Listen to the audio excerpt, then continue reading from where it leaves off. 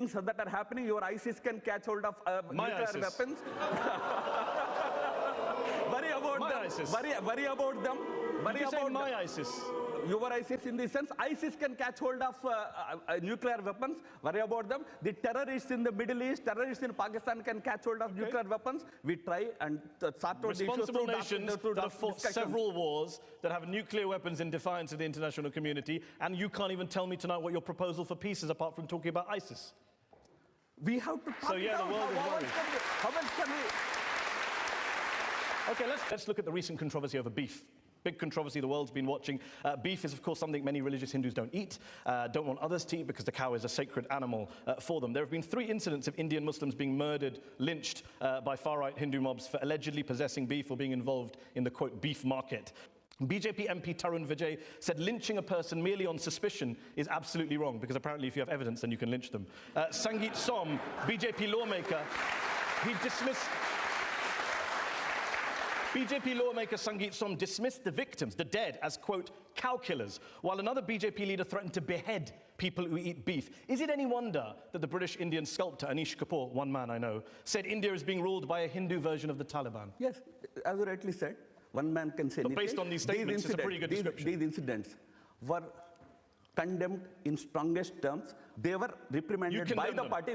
They were reprimanded by the party. So when people talk about the RSS ideology, do you understand why some people are afraid?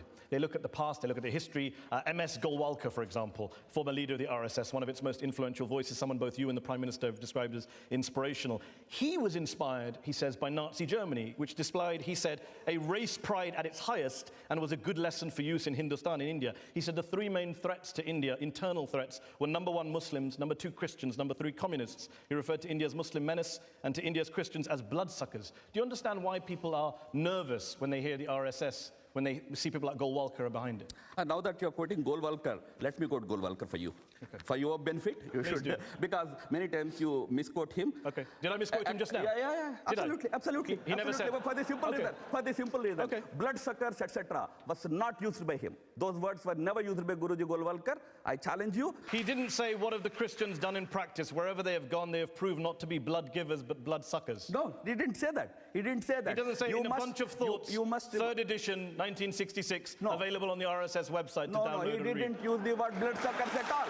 You are misquoting.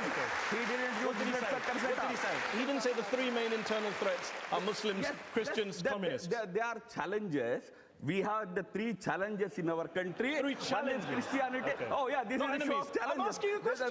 This is the show of challenges. We have to talk about challenges. So you're translating enemy as challenge? Yeah. Okay. No. He didn't say the 3 main internal threats? No, internal threats, internal challenges, yes. Well, in the wake of the Gujarat massacre, let's see if I got a mistranslation here. The RSS passed a resolution in Bangalore in 2002, when you were part of the executive committee. Let Muslims understand that their real safety lies in the goodwill of the majority. How is that not a threat? What we said was, what happened in Gujarat is highly condemnable. If David Cameron were to say, let British Hindus understand that their real safety lies in the goodwill of the majority, do you think people would think that was acceptable? They wouldn't.